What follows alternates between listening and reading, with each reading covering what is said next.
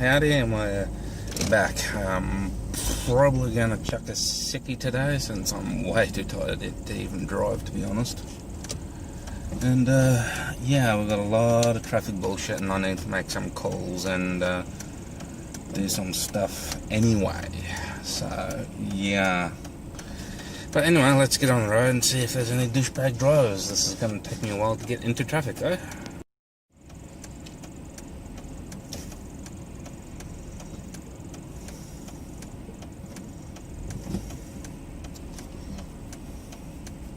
Yeah, I could have, I know.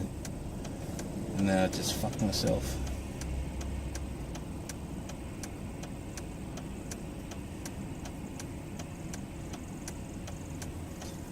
I certainly need a better camera angle, but anyway.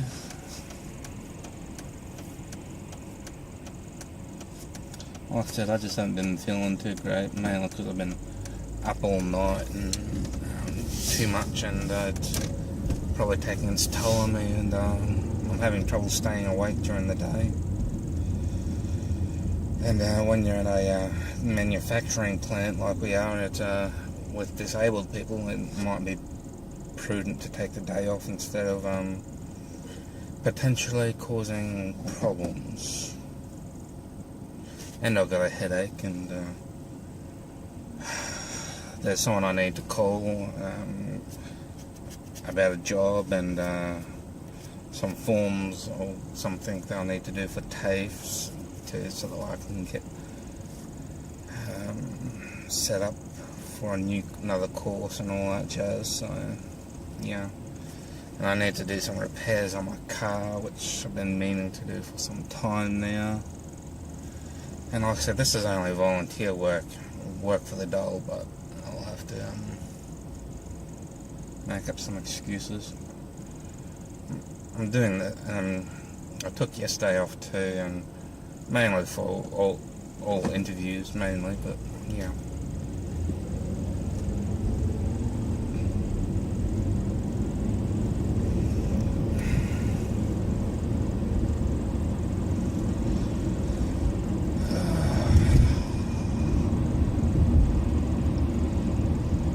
Like I said, it's difficult just to concentrate on the road at the moment with the headache and with the whole thing, and nauseous and hungry and all that jazz. I'm not eating properly. I'm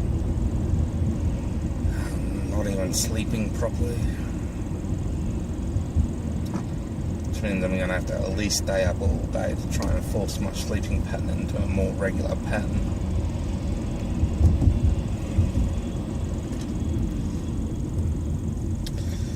I just know if I go, I feel like I might have an accident either here or at work, or do some shit that might end up causing me to have to do all the work all over again, kind of thing, you know.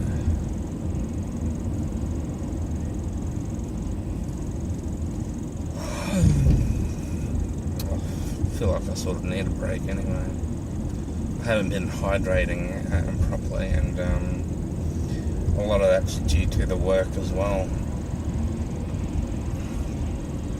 Like, you can't drink and eat on the factory floor, and you only get like a half an hour break, so you're working at least 2.5 hours and then break another 2.5 hours. And there's no coffee or water or anything like that that's free or anything like that, so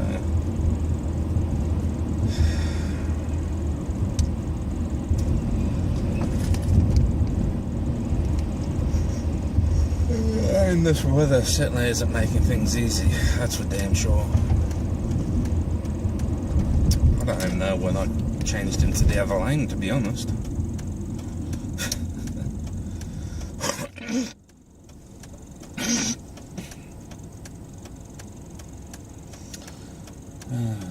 So yeah, I know I shouldn't go, but I'll just have to make up for it, I think, next week. I'll try to at least. If I can get my sleeping pattern back into shape, I might be able to do this work for the dog properly.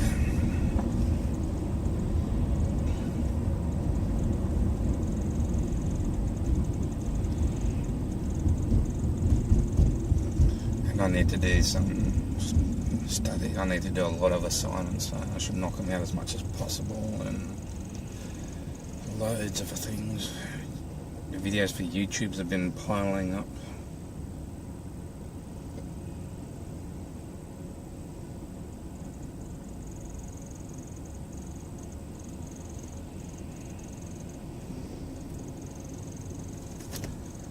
So yeah.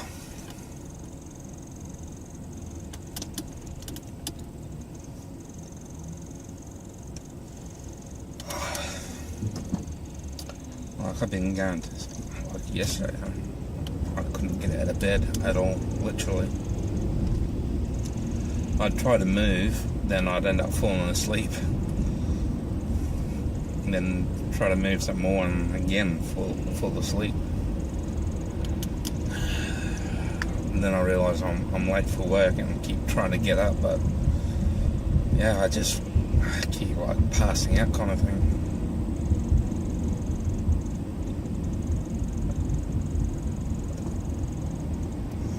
If I'm going to stay awake all day today, I'm going to be a hazard to everyone on the road, especially, let alone at work.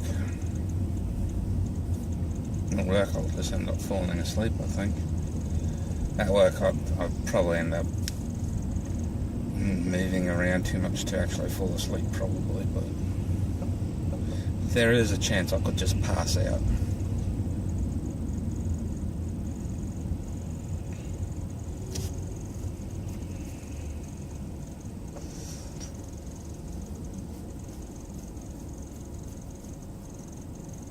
I don't know why I've been feeling like this.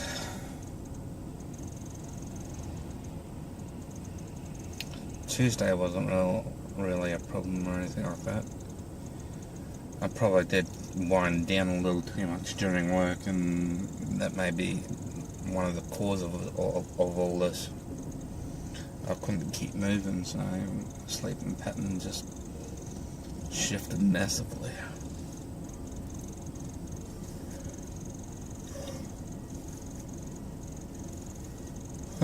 And all this clouds and shit blocking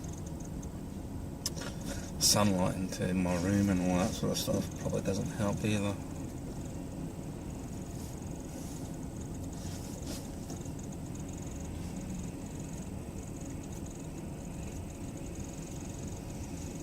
So we'll see how I can go today. I've got to stay awake until at least a decent bedtime. Might have to rely on my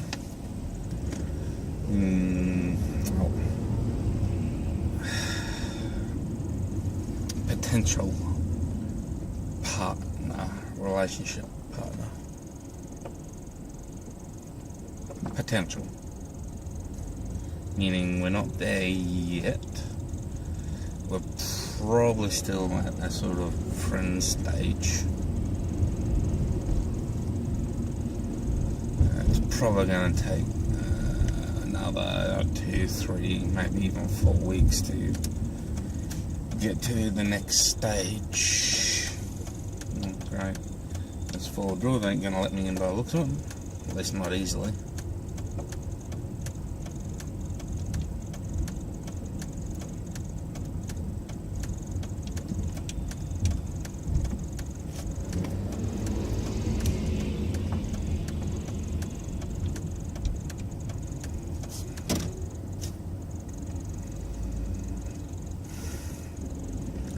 Things seem to be going well with this new lady.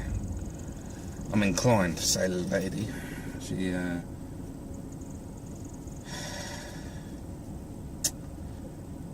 She's all I could have dreamed of, to be honest.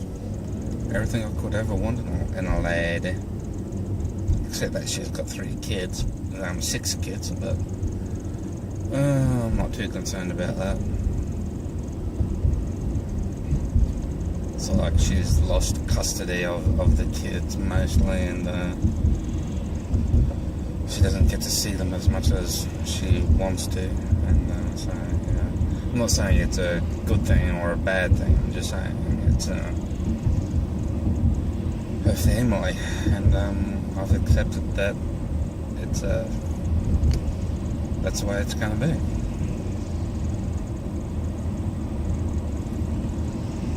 And I've sort of come to the realization and the acceptance that at my age,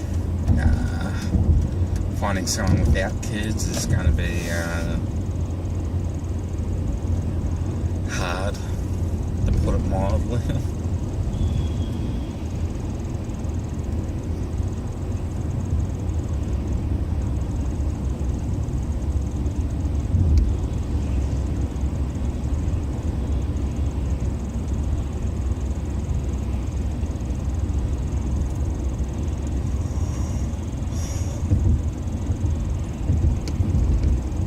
And yeah, this chick, this lady, she's just like she's not just any ordinary chick. She's really a lady. And I've never dated this type of woman before. She's sort of prim and proper, not tomboyish or anything like that. She manicured fingernails and all that. She's very polite and almost, I'm inclined to say, prim and proper. She keeps her legs closed, and I dare say she'd ride a horse side saddle if she was going to ride a horse. I drove her home, and yeah, she used up as little space as humanly possible. I'm like, that's just so ladylike, it's not funny. To me, she's in my little world. She's a princess, and yeah. But the strange thing is, I swear I'll know her, but I don't.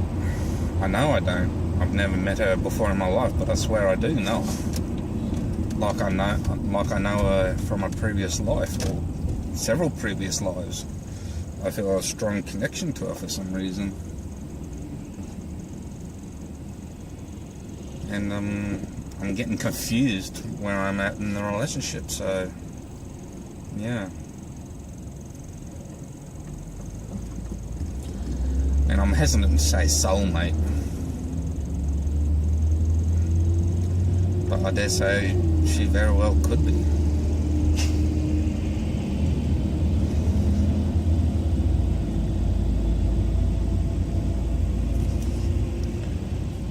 Or at least someone that I've got very strong ties with in previous lives, as it were. Our lives are intertwined to some degree or another. To what degree, I can't say.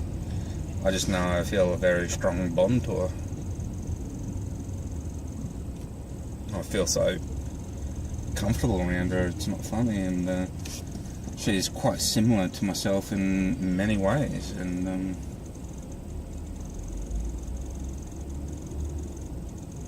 it's kind of scary. To be honest, I'm inclined to say she's my better half.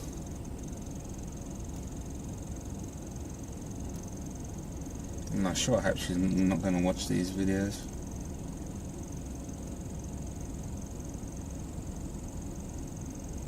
I'd die of embarrassment if she did.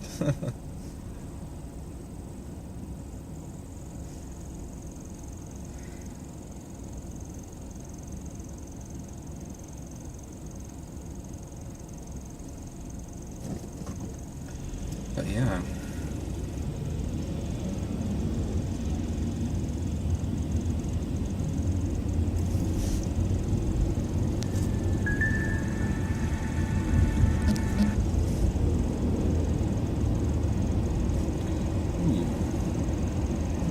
Looked like a Nissan GTO. Matte black. Hard to say because I was concentrating on too many things all at once. Well, that's in order to stay awake.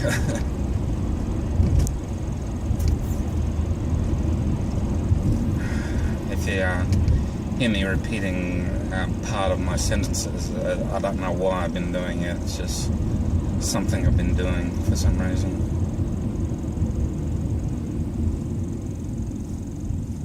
Ooh, that was close. Oh, I was too close to that Mercedes beside me, so...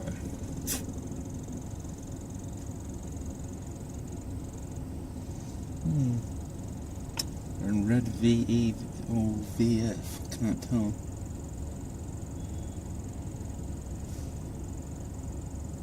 It's a callus.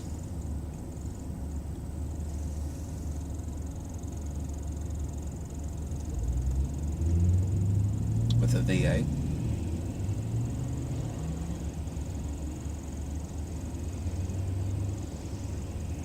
I dare say it'd be the VF range. I don't know of any other ranges. Any other models in the Commodore series after the VF, to be honest.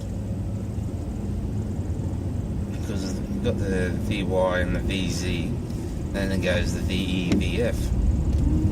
The VZ ended in 2006, I believe, so...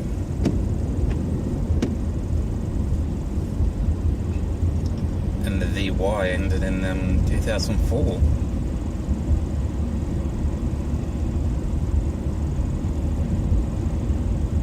The VT ended in 2000, and the VX ended in 2002, I believe. So I find it strange that the VE and VF model would go from 2006 to today, so I'll have to look into it. Although I'd say that Red Holden's V8 is a more recent model rather than the VE VF. If it is the VE VF, then, well, I might be in for a shock, I suppose. I know Holden's winding down their Commodore range to finally end in 2017 or 2018, and with that the Ford Falcon will end around the same time as well. Then it'll be just front-wheel drives from both manufacturers.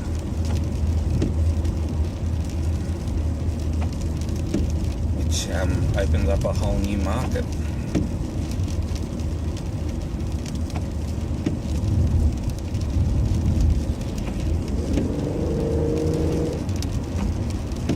Which is, you know, the mid-range to low-range rear-wheel drive based car.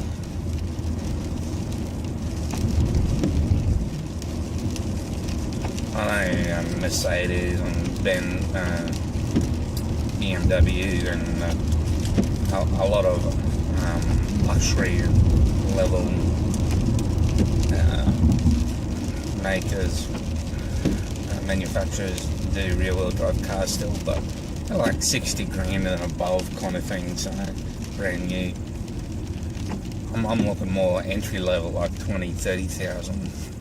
That's what I've been thinking. I might have to start up a car company. I'm still working on some designs, some new engine designs and shit. Although there's already room in the low mid-range market anyway for a rear-wheel drive car.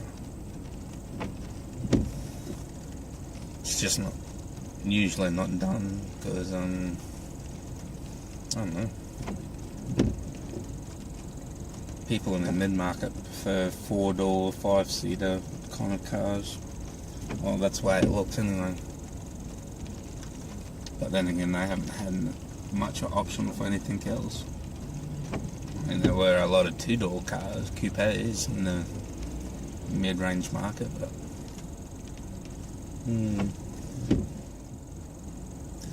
not a great deal of them get around still. In the luxury models, there's quite a few of them, a number of them. I quite often see an Audi, two-door Audi and a two-door Peugeot going along here. Not that I'd call a Peugeot a luxury model, but yeah.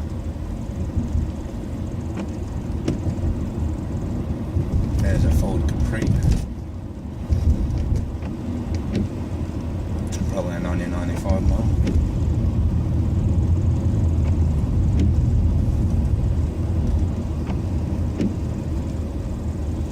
But yeah.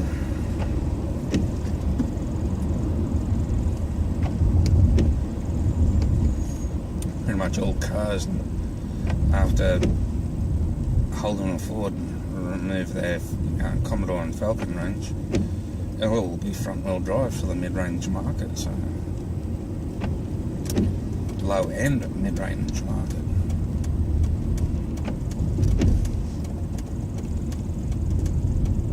And to be honest, I'm not too confident of front-wheel drive cars for a variety of reasons, and they're still trying to improve them, which makes me worry even more.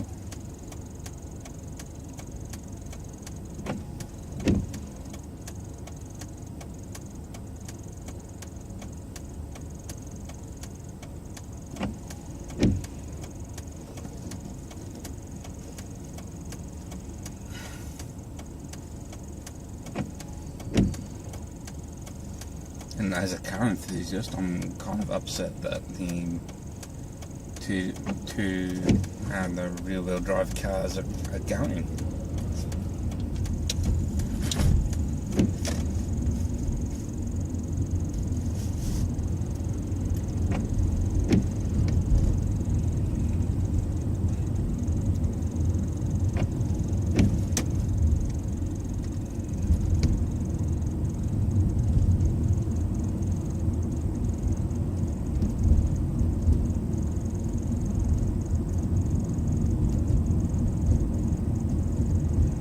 I know they say it's for what do you call it?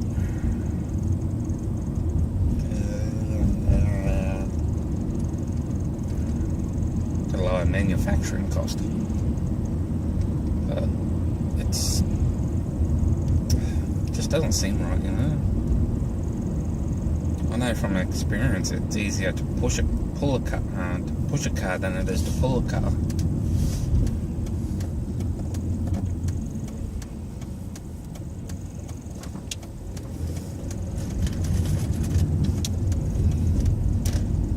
Anyone who's tried to push a car and pull a car will know the difference, that's for damn sure.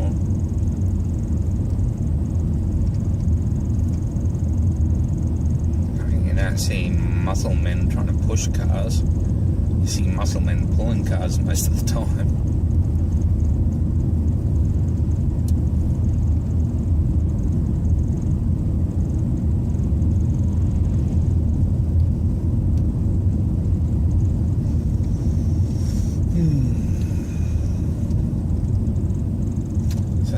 Makes me worry for the Australian car market.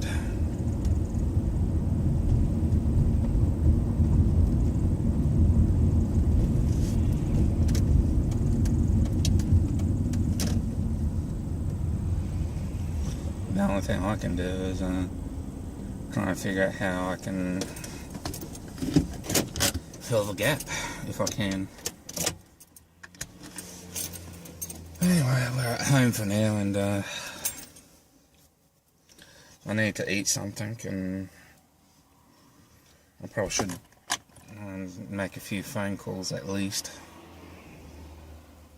Otherwise, I'm not going to get the chance to anytime this week, and that's not a good thing, considering it could be for possible jobs. So, yeah. Anyway, I'll talk to you guys later. Probably when I'm about to take a trip to pick Mum up from work, because she asked me to drop her off at work today, so I've got to go pick her up. Okay, I'll catch you guys later.